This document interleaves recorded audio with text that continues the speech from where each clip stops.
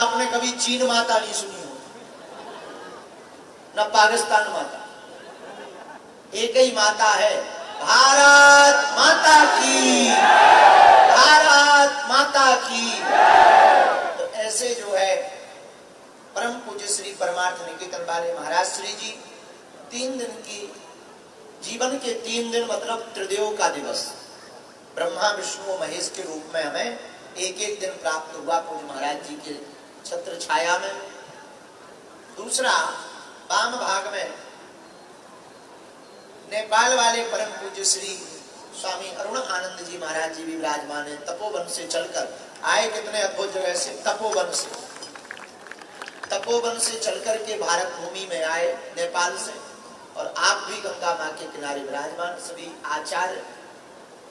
आज हम जब अंदर बैठे थे, पूज्य महाराज जी बहुत करोड़ों की बात बोल रहे थे, और वो आप लोगों को नोट करने योग्य, हमने तो कर ली, तुम भी कर सका, काम आएगी। बात ये है, बोले एक काम करो, बाहर से व्यस्त रहो, अंदर से मस्त रहो।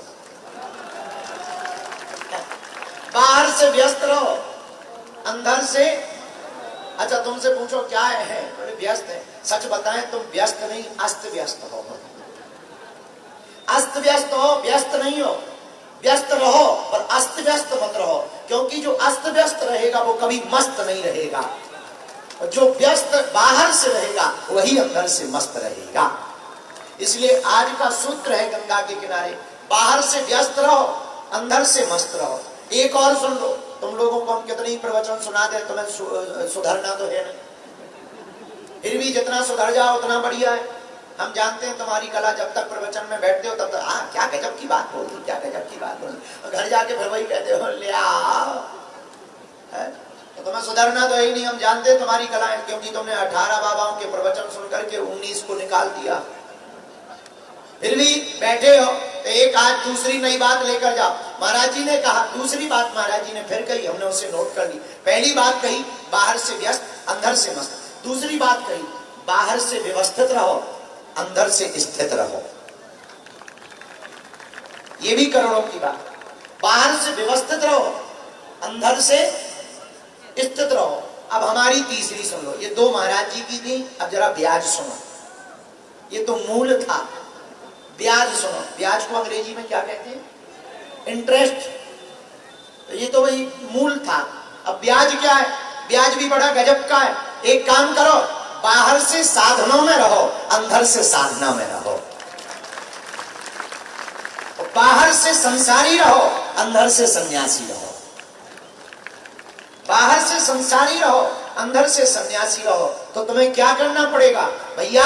तुम्हें फिर घर छोड़कर हिमालय नहीं जाना पड़ेगा। और हमारे पूज्य दादा गुरु जी कई बार रातों को हमें सुनाया करते थे, जब हम उनके चरणों की सेवा में रहते थे बागेश्वर धाम पर, तो कई बार वो कहते थे बुंदेलखंडी भाषा में, बिटवा घर छोड़कर हिमालय पर जाना बड़ी बात नहीं है, घर को ही हिमालय बनाना बहुत बड़ी बात है। बहुत से लोग घर छोड़कर, अच्छा कुछ लोग तो इस चक्कर में भी घर जाते हैं कि घर में भाई खटपट तो चल बाबा के मठ पर, और गुरुजी ने काटी चोटी मांग खा बेटा रोटी। तो कुछ लोग तो इस चक्कर में भी बाबा बनते थे। बाहर एक बच्चा था, आज हम जहाँ ऊर्जा संचय समागम में थे, पूज्य महाराज जी भी बैठे थे, पूज्य स्वामी जी भी बैठे थे।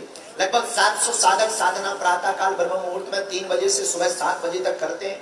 आप अपने अपने अनुभव बताते हैं, ऐसे ऐसे अनुभव होते, रोते हैं बेचारे। जब अंदर की बुरे विचार बाहर निकलते हैं तो चिघाड़ते हैं, कुछ लोग तो उछलते हैं, कूदते हैं।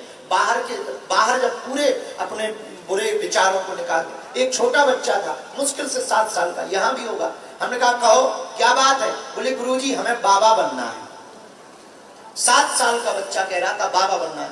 अब उससे क्या कहें, बच्चे ही है।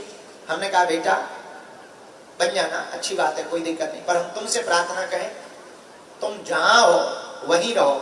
हम तुमसे यही कहेंगे, तुम्हें कुछ भी छोड़ने की आवश्यकता नहीं है, तुम्हें बस प्रभु के ध्यान और गुरु के ज्ञान को पकड़ने की आवश्यकता है। तुम्हें प्रभु का ध्यान और गुरु का ज्ञान पकड़ने की आवश्यकता है। और भारत के लोगों, वर्तमान समय में तो तुम्हें हनुमान और हिंदुस्तान को पकड़ने की आवश्यकता है। वर्तमान समय में क्योंकि एक हनुमान जी ऐसे जो मल्टी टैलेंटेड है। उन्होंने लंका में भी झंडा ऐसा गाड़ा कि इमिग्रेशन पे फंस गई लंकनी। इमिग्रेशन ऑफिसर लंकनी फंस गई, कहां जा रहे हैं? हनुमान जी बोले एंट्री कर रहे हैं तुम्हारे देश में। बोले वीजा पासपोर्ट? हनुमान जी बोले विदाउट।